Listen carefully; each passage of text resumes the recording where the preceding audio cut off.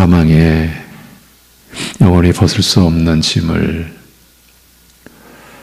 오직 하나님의 긍휼과 사랑으로 벗겨주시고 주님을 섬기는 삶을 우리에게 내려주신 아버지 하나님, 오늘도 육신과 또 이 세상에서 짊어져야 할 삶의 짐을 스스로 버겁게 짊어지고 가려고 하는 것이 아니라 모든 짐을 주께 맡겨드리고 주님을 의지하고 어떠한 어려움도 주님께 다 감사함으로 아뢰므로 우리의 마음과 생각을 지키시는 하나님의 평강 안에서 우리 온 성도들, 우리 새벽예배 가족들 믿음으로 살아가는 감사함을 오늘도 누리게 하여 주옵소서.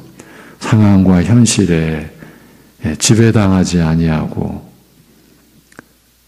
오직 주님의 그 선하심과 인자하심으로 우리를 다스리시는 그 은혜 안에, 그 뜻 안에 우리가 오늘도 머물며 우리에게 주어진 일을 진실하고 성실하게 감당케 하여 주옵소서.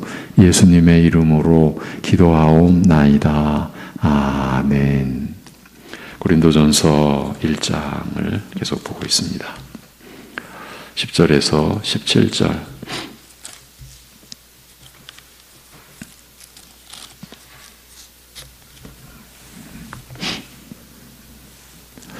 고린도전서 1장 10절에서 17절 같이 보시겠습니다. 10절부터 17절입니다. 다 같이 형제들아 내가 우리 주 예수 그리스도의 이름으로 너희를 권하노니 모두가 같은 말을 하고 너희 가운데 분쟁이 없이 같은 마음과 같은 뜻으로 온전히 합하라. 내 형제들아 글로에의 지편으로 너희에 대한 말이 내게 들리니 곧 너희 가운데 분쟁이 있다는 것이라. 내가 이것을 말하거니와 너희가 각각 이르되 나는 바울에게, 나는 아볼로에게, 나는 게바에게, 나는 그리스도에게 속한 자라 한다는 것이니 그리스도께서 어찌 나뉘었느냐. 바울이 너희를 위하여 십자가에 못 박혔으며 바울의 이름으로 너희가 세례를 받았느냐. 나는 그리스도와 가이오 외에는 너희 중 아무에게도 내가 세례를 베풀지 아니한 것을 감사하노니 이는 아무도 나의 이름으로 세례를 받았다 말하지 못하게 하려 함이라. 내가 또한 스데바나 집 사람에게 세례를 베풀었고 그 외에는 다른 누구에게 세례를 베풀었는지 알지 못하노라. 그리스도께서 나를 보내심은 세례를 베풀게 하려 하심이 아니요 오직 복음을 전하게 하려 하심이로되 말의 지혜로 하지 아니함은 그리스도의 십자가가 헛되지 않게 하려 함이라. 아멘. 어떤 일이 고린도 교회에 일어난 것입니까? 12절이 밝혀줍니다. 내가 이것을 말하거니와 너희가 각각 이르되 나는 바울에게, 나는 아볼로에게, 나는 게바에게, 나는 그리스도에게 속한 자라 한다는 것이니 바로 이것입니다. 여기서 나는 바울에게라는 말은 나는 바울의 것이라고 바울에게 속한 자라는 뜻입니다. 고린도 교회 안에 누군가는 나는 바울에게, 누군가는 나는 아볼로의 것이라 이렇게 한다는 것입니다. 이는 곧 나는 아볼로에게 속한 자라고 한다는 것인데 이것은 자신을 아볼로에게 내주었다는 그 의미입니다. 오직 그리스도만을 바라보고 그리스도에게 나아가서 그리스도만을 따라야 하는데 그러기 위해서 우리가 매일 자기를 부인하며 살아야 하는데 그 그리스도의 자리에 사람을 세운 것입니다. 그래서 바울은 이 일의 진상을, 영적 실상을 드러내야 했습니다. 그래서 바로 이어 그는 이렇게 문제의 핵심을 드러냅니다. 겉으로 드러난 교회의 분열 안에 실제로 드러난 상황, 영적 실체, 그리스도께서 어찌 나뉘었느냐? 나뉘실 수가 없죠. 근데 사람들은 그렇게 나뉠 수 있는 것처럼 한다는 것이죠. 어찌 나뉘었느냐? 그리스도께서 바울이 너희를 위하여 십자가에 못 박혔으며 바울의 이름으로 너희가 세례를 받았느냐? 어제 이 말이 얼마나 무서운 말인지를 설명드렸습니다. 바울이 여기서 그리스도께서 십자가에 못 박힌 사실과 그 은혜 안에서 믿는 자들이 세례를 받는 개념을, 이 은혜의 내용을 연결시켜 놓은 의도가 바로 그 무서움을 드러내려는 것에 있었습니다. 교회 안에서 사람이 사람에게 속하여 사람을 따르고 사람을 의지하는 일이 얼마나 두려운 일인지를 알고 있는 사도로서는 이렇게 하지 않을 수가 없었을 것입니다.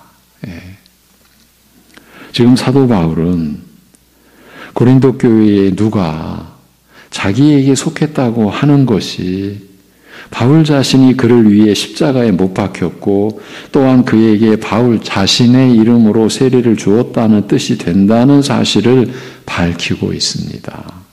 그리고 바울이 자신의 이름으로 그에게 세례를 주었다는 것은 그를 위해 십자가에 못 박힌 자신이 다시 살아나 그에게 세례를 베푼 것이니 그리스도께서 그렇게 하신 것처럼요.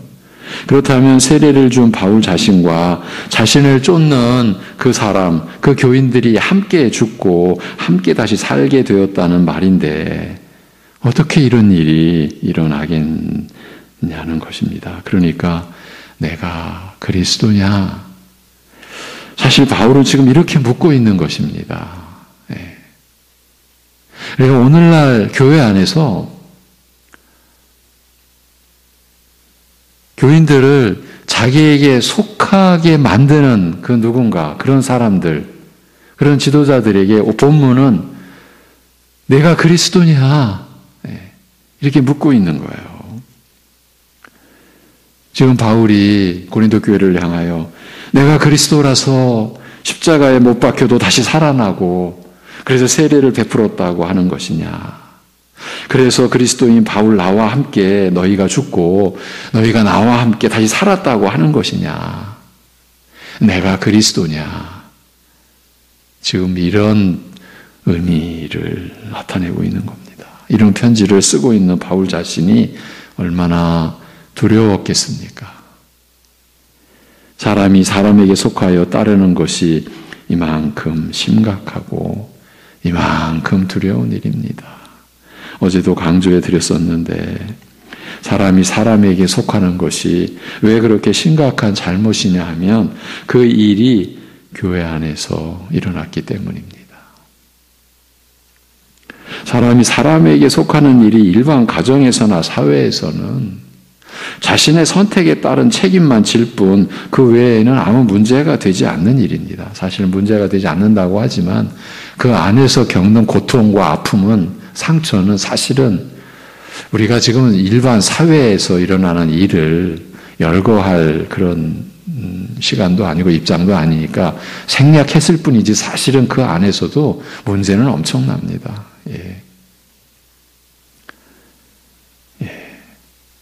부모가 자식에게,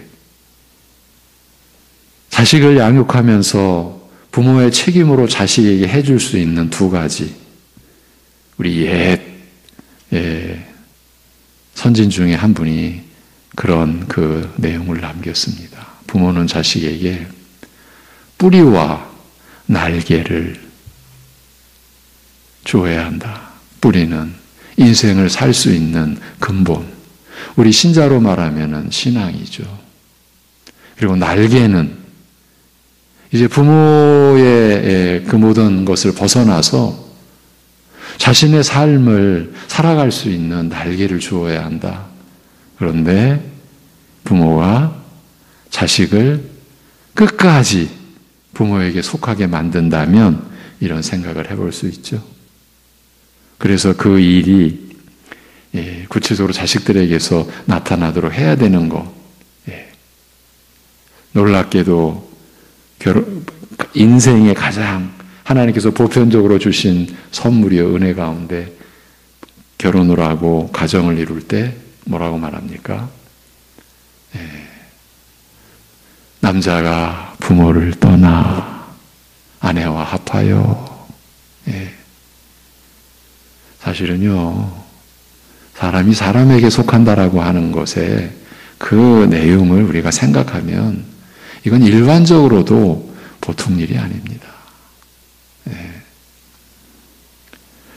자, 이제 우리 안으로 들어와서, 그렇지만 일반 그 사회에서 지금 그 문제를 그렇게 다루질 않습니다. 그러나 교회 안에서 사람이 사람에게 속하게 되는 일은 그 자체가 교회의 머리 대신 주 예수 그리스도를 거부하고 무시하는 처사가 되는 것입니다.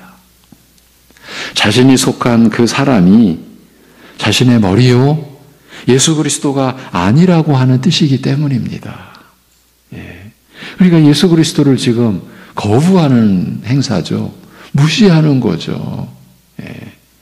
이것은 예수 그리스도가 자신을 위하여 십자가에 못 박혀 죽은 것이 아니라 그 사람이 자신을 위해 못 박힌 것이라고, 그래도 자신은 예수 그리스도의 이름으로 세례받은 것이 아니라 그 사람의 이름으로 받은 것이라는 뜻이 되는 거죠. 겉으로는 드러날 수 없는 이 영적 실상을 사도 바울이 밝혀놓은 것입니다. 이렇게 예수 그리스도의 자리에 자신이 속했다고 하는 그 사람의 이름이 들어가게 되는, 그러니까 예수 그리스도의 그 자리에 자신이 속했다고 하는 그 사람의 이름이 들어가게 하는 이 참담한 일이 교회 안에서 일어나고 있습니다. 2000년 전이나 오늘이나 인간의 이 영적 그 어두움은 오히려 더 깊어가지 않습니까? 그렇게 되면 예수님의 자리에 사람이 있게 되면 결국은 자신의 믿음과 행함의 시작과 뿌리와 토대가 바로 그 사람이라는 뜻이 됩니다. 그러니 이 모든 것이 하나님 앞에서 가증스러운 일들이 아니고 무엇이겠습니까? 진실로 염려스러운 것은 교회 안에서 일어나는 이런 사태는 여간에서는 드러나지 않는다는 점입니다. 사이비 이단의 위험성은 늘 강조가 되고 있지만 정작 일반 교회 안에서 사람이 사람에게 속하게 되는 일의 위험성에 대해서는 얘기조차 되고 있지 않기 때문입니다. 덮는 거죠. 그리고 그 덮여지는 것이 다 강압적이고 그냥 무슨 어떤 무력으로 그렇게 하는 그런 게 아니라 사실은 그렇게 속해서 그렇게 덮여지는 것이 자기에게는 편하니까. 그러니까 그리스도의 은혜 안에서의 안식이 아니라 그 왜곡되고 그야말로 잘못된 인간들이 만들어낸 얽히고 설킨 그 악의 구조 안에서 편한 거죠. 익숙한 거죠. 그냥 이게 좋은 거지. 하나님의 나라인 교회 안에서 이런 일이 일어나서는 안 된다라는 것을 고린도전서가 밝혀주고 있는 거예요. 이 문제에 대한 바울의 심정이 어떻게 드러나고 있는지를 보십시오. 14절이죠. 나는 그리스도와 가이오 외에는 너희 중 아무에게도 내가 세례를 베풀지 아니한 것을 감사하노니. 나는 감사한다. 이렇게 시작해요. 14절이. 이는 아무도 나의 이름으로 세례를 받았다 말하지 못하게 하려 함이라. 내가 또한 스데바나 집 사람에게 세례를 베풀었고, 여기 지금 가이오나 스데바나는 다른 성경에도 이 이름이 나옵니다. 이분들은 후에 하나님의 나라를 참으로 뛰어나게 섬기는 신실한 신자들로 그렇게 드러납니다. 그런데 이 사람에게 세례를 베풀었고 그 외에는 다른 누구에게 세례를 베풀었는지 알지 못하노라. 어떻게 보면 평소에 바울 사도답지 않은 모습이 드러난 것처럼 느껴지기도 합니다. 내가 그리스도와 가이오 외에는, 그리고 스데바나 집 사람 외에는 아무에게도 세례를 베풀지 아니한 것을 감사한다고까지 말하고 있지 않습니까? 뭔가 황급히 말하지 않으면 안 될 것 같은 그런 심정을 내비치고 있는 것입니다.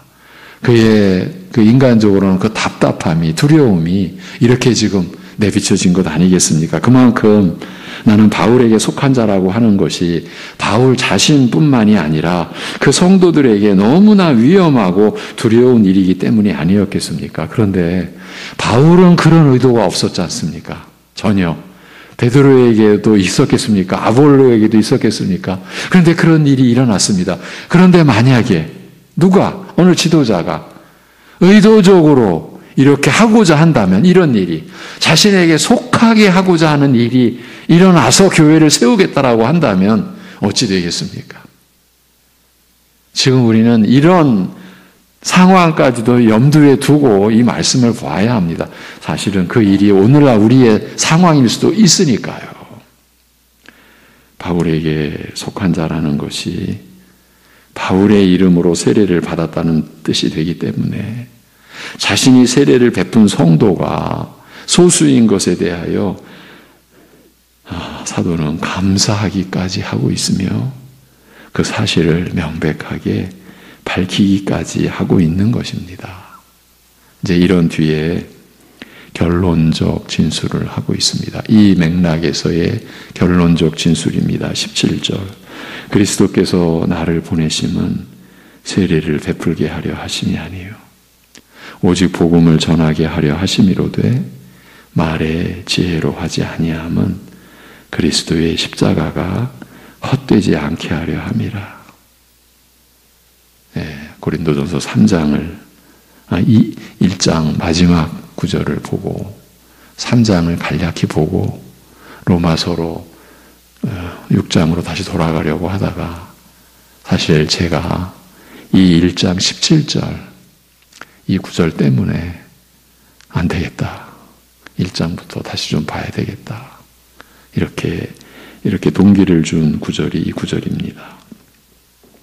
이 구절에서 바울 사도는 두 가지 요점을 제시하고 있습니다. 먼저 그리스도께서 자신을 보내심은 오직 복음을 전하게 하려 하심이라는 점을 강조합니다. 그 점을 내세우기 위해서 자신이 그리스도의 보내심을 받은 것은 세례를 베풀게 하려 하심이 아니라고 덧붙이고 있는데 이 내용은 우리가 주의를 기울일 필요가 있습니다. 사도는 지금 세례 자체나 세례 베푸는 것을 부정적으로 말하고 있는 것이 결코 아닙니다. 그래서 하나님의 말씀을 우리가 보고 듣고 읽을 때 이 문맥, 이 흐름, 맥락이 기본적으로 중요한 겁니다. 어디서나. 바울 사도라 하더라도 세례의 본질을 자신의 주관이나 판단대로 평가해서 세례를 베푸는 것이 중요한 일이 아니라는 식으로 세례를 경시하는 식으로 말할 수는 없기 때문입니다. 그리스도께서 십자가에 못 박히심과 그 은혜 안에서 세례가 베풀어지는 것은 둘이 아니라 하나인 것처럼 밀접하게 연결되어 있는 진리의 내용인 것입니다. 이 앞에서 그 내용을 바울 스스로가 밝혔지 않습니까? 내가 십자가에 못 박혔느냐? 내 이름으로 세례를 베풀었느냐? 그것은 그리스도께서 십자가에 못 박히심과 다시 살아나신 그리스도께서 성령으로 세례를 베푸시는 것이, 그래서 그리스도의 이름으로 세례를 받는 것이 우리의 영원한 생명과 직결된 일이라는 것을 밝힌 바울인데, 이 세례를 본인이 부정적으로 평가할 수가 있겠습니까? 그러니까 세례를 부정적으로 보는 것은 곧바로 그리스도의 십자가에 못 박히심도 부정적으로 보는 것이 되는 것이지 않습니까? 그러니 어찌 바울 사도가 세례를 부정적으로 볼 수 있겠습니까? 그렇다면 사도가 이렇게까지 자신이 세례 베푼 내역과 또 그리스도께서 자신을 보내신 목적에 대하여 오해의 소지가 있을 정도로까지 이렇게 밝히고 있는 것은 다만 자신에게 속한 자라고 하는 이들을 일깨우기 위한 것입니다. 자신은 오직 복음을 전하게 하시려는 교회의 머리 되신 그리스도의 뜻을 따라 보내심을 받았으니 자신에게 속했다고 하는 고린도 교회의 일부 성도를 위한 사도가 아니라 고린도 교회 모든 성도를 위한 사역을 하는 것이고 그 사역이 곧 오직 복음을 전하는 것임을 강조하고 있는 것입니다. 바로 이런 관점을 강조하여 드러내려고 하다 보니까 사도는 먼저 그리스도께서 나를 보내심은 세례를 베풀게 하려 하심이 아니요라고 한 것이 아니겠습니까? 그런데 이 설명과 함께 바울 사도는 여기서 이제 앞으로 전개될 곧 그가 이제부터 본격적으로 전하고자 하는 지금의 사태와 직결되어 있는 교훈의 핵심을 미리 밝혀놓습니다. 이것이 17절의 두 번째 요점입니다. 그리스도께서 나를 보내심은 오직 복음을 전하게 하려 하심이로되 말의 지혜로 하지 아니함은 그리스도의 십자가가 헛되지 않게 하려 함이라고 한 말씀입니다. 말의 지혜로 하지 아니함이라고 해서 복음을 전하는 일에 있어서 사도 자신의 지혜나 아니면 자신의 무슨 능력이 행사되는 것은 아니라는 점을 못 박듯이 강조해 놓은 것입니다. 바울 사도는 어느 성도라도 자신을 따르거나 자신에게 속했다고 할 수 있는 그 근거가 될 만한 요소들을 하나하나 배제시키고 있는 것이 분명합니다. 앞에서는 자신의 이름으로 세례를 받은 것이 아니라는 사실을 밝혔고 이제는 복음을 전하는 것도 자신의 지혜로 하는 것이 아니라는 점을 이렇게 내세우고 있습니다. 한마디로 자신에게 속했다고 하면서 자신을 믿고 의지하며 따라서는 안 된다. 나에게 속할 수 있는 근거가 없다. 아무것도 없다. 지금 그 얘기를 하는 것입니다. 그런데 사실 이 내용은 의미심장합니다. 보면 볼수록 그렇게 다가옵니다. 말의 지혜로 하지 아니함은 그리스도의 십자가가 헛되지 않게 하려 함이라고 하지 않습니까? 자신의 말에 지혜로 하지 않는 것은 그리스도의 십자가가 헛되지 않게 하려 함이라는 것입니다. 돌려 말하면, 역으로 보면 자신의 말의 지혜로 복음을 전하는 것은 그리스도의 십자가를 헛되게 만든다는 뜻이 됩니다. 자신의 말의 지혜로 복음을 전하는 것은 그리스도의 십자가가 헛되게 되게 한다라는 뜻이죠. 결코 단순하게 받을 수 있는 내용이 아니고 간단하게 보고 넘어갈 수 있는 내용은 더더욱 아닙니다. 실제로 이 짧은 한마디에 담긴 내용을 바울 사도는 이어지는 고린도전서 2장과 3장을 통해서 부연 설명을 해 갑니다. 이토록 중대한 의미가 담긴 구절인 것입니다. 바울 사도는 하나님 나라로 이 땅 위에 세워져 가는 교회 안에서 사람이 사람에게 속할 정도가 되는 일이 일어나서는 결코 안 된다는 것을, 그러니까 그리스도가 아닌 사람을 자신의 그 믿음의 근거로, 그러니까 자신이 하나님께 복받고 하나님께 영원히 나아가는 그런 일의 근거로 삼고, 그래서 그의 말을 하나님의 말씀으로 여기며 그 사람을 쫓는 일이 절대로 일어나서는 안 된다. 이 점을 거듭 강조하고 있는 것입니다. 그러니까 여기에는 어떤 의미도 암시되어 있습니까? 어느 누구도, 어느 지도자도 사람들이, 교인들이 자신에게 속하도록 해서는 안 된다. 제가 며칠째 이 내용을 여러분과 나누면서 간간히 확인해 드렸듯이 오늘날 우리가 이 시대의 교회가 이 말씀에서 자유로울 수 있겠습니까? 여러분, 진실로 그럴 수 있겠습니까? 예.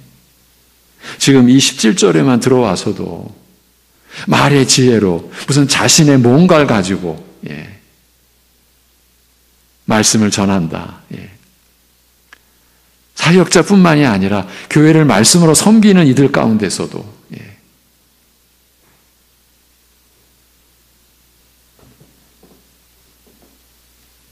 그렇기 때문에 교회의 지도자라고 해도 그가 사람인 이상 그리스도를 대체할 수 있는 믿음의 대상이 되거나 믿음의 근거가 절대 될 수 없다는 이 사실을, 그가 복음을 전하는 것도 그 자신의 말의 지혜로 수행하는 것이 아니라는 이 점을 통해서 또 입증해 가려고 하는 것입니다. 그 시작이 말의 지혜로 하지 아니함은 그리스도의 십자가가 헛되지 않게 하려 함이라고 한 이 한마디인 것입니다.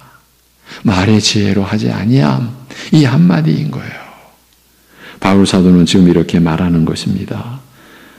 사도로 부름받은 내가 말의 지혜로 복음을 전해왔다면 나는 그리스도의 십자가를 헛되게 해온 것이다. 다시 말해서 내 말의 지혜로 복음을 가르쳐왔다면 나는 그리스도의 십자가를 무효가 되게 하는 일을 해온 것이다. 이렇게 말하고 있는 거예요. 내가 그리스도의 십자가를 무효가 되게 할 수 있겠냐? 그리스도의 십자가를 헛되게 하는 일을 내가 할 수 있겠냐?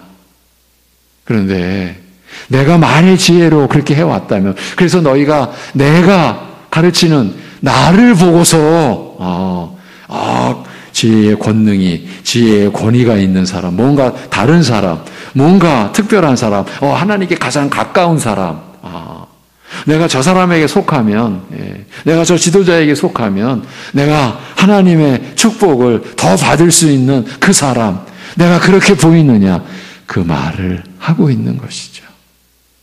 오늘 제가 지금 그냥 제가 생각으로 이렇게 원고로 내가 준비해온 내용이 아니라 내 생각으로 막 들려드린, 어쩌면 그 내용이 오늘 우리 안에 일어나고 있는 일 아닙니까?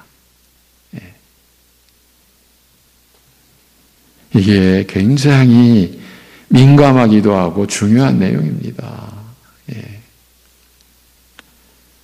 왜냐하면 그리스도의 위상, 그리스도께서 지니고 계신 그 영광스러운 권위와 어미로움과 그 존귀하심을 우리가 지금 손대고 있는 일인 거예요. 여러분, 말의 지혜로 그리스도의 십자가, 복음을 전하는 것도요, 그리스도의 권위를 지금 손대고 있는 거라고요, 우리가. 지금 그거를 밝혀나가는 거예요.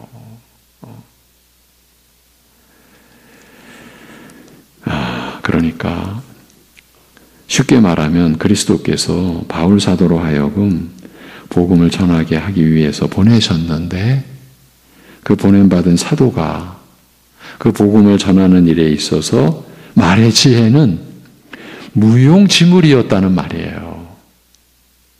그런데 무용지물이라는 말은 쓸데없는 것을 뜻하는 거잖아요. 그런데 사실은 복음을 전하는 데 있어서 말의 지혜는 그저 쓸데없는 정도로 그치는 것이 아니라 더 나아가 그리스도의 십자가를 헛되게 하는 것이라고 바울은 말하고 있는 것이에요.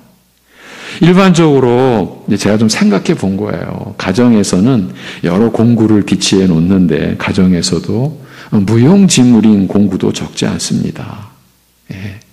그런데 단지 쓸데없는 것이 아니라 집안의 물건을 아예 못 쓰게 만드는 잘못된 공구가 있다고 생각해 보십시오.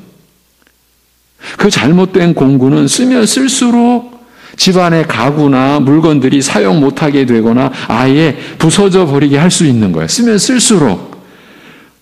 말의 지혜가, 인간의 지혜가, 자신의 지혜가, 자신의 똑똑함이, 자신의 남보다 뛰어남이, 계속 연결시키자면 그런 것들이 복음을 전하는 일에 있어서는 바로 그 잘못된 공구와 같다는 그 뜻이에요. 그러니까 말의 지혜를 쓰면 쓸수록 복음을 전하고 가르치는 일이 방해를 받고 급기야는 복음의 핵심인 그리스도의 십자가를 헛되게 만든다는 것이에요.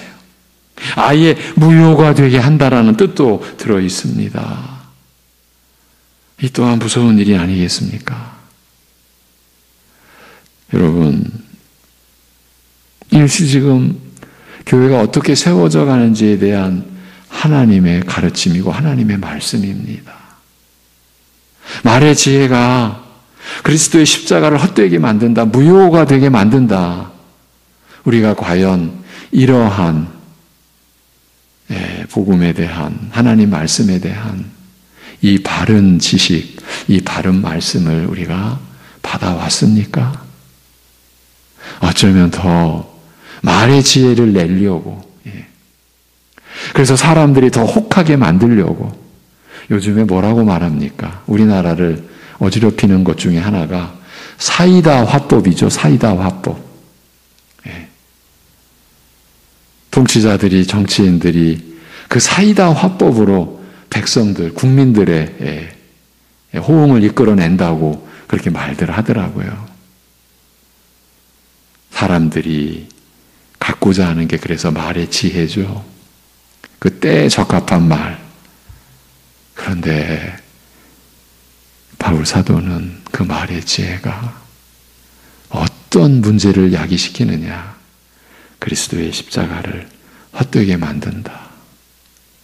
오늘날 교회가 사역자들과 온 성도들이 함께 정신 차려 똑똑히 이 말씀을 바라봐야 하고 받아야 하고 이 말씀 앞에서 무릎 꿇어야 하고 은혜를 간절히 사모해야 할 말씀이라고 여겨지지 않습니까? 기도하겠습니다. 하나님 아버지, 말씀 앞에서 이 새벽에도, 오늘 새벽도 저희가 무릎 꿇어 엎드리는 심정으로 나아갑니다. 깨닫게 이렇게 일깨워 주시는 것도 감사하고 그 깨우쳐 주시는 은혜 안에서의 우리의 드러나는 우리의 허물과 불법과 그 죄악됨이 있음에도 이렇게 일깨워 주셔서 감사합니다. 그러기에 우리의 허물과 죄악들을 주님 앞에 이 시간도 고백하고 자복하고 주님의 죄 사유하심의 은혜를 구합니다. 아버지 하나님, 우리가 하나님의 말씀으로 얼마나 경솔했고 얼마나 하나님의 말씀으로 우리가 악한 짓, 못된 짓, 해서는 안 될 짓 얼마나 많이 우리가 행사해 왔는지 우리가 어찌다 헤아릴 수가 있겠사옵나이까. 그런 우리를 긍휼히 여겨 주옵시고 오늘 말씀이 우리를 인도하는 사람은 사람에게 속할 수 없는, 사람을 절대 의지해서는 안 될, 사람을 쫓아서는 안 될, 오직 우리 주 예수 그리스도만을 우리가 바라보고 나아가고 그리스도만을 우리가 붙들고 의지하는 그러한 믿음, 그러한 믿음의 자리에 우리가 온전히 세워져 갈 수 있는 은혜를 허락하여 주시옵소서. 아버지 하나님, 이러한 면에서도 우리가 우리 자신을 돌아봐야 될 내용이 우리가 그만큼 어쩌면 사람을 우리가 따르고 사람을 우리가 붙잡고 사람에게 의지한 면이 너무나 많기 때문에 그 부분을 우리가 살펴보는 일에 있어서 열심을 내고 그래야 이 말씀을 따라 우리가 갈 수 있게 하여 주시옵소서. 오늘도 사랑하는 우리 모든 성도들이 이 세상에서 살아갑니다.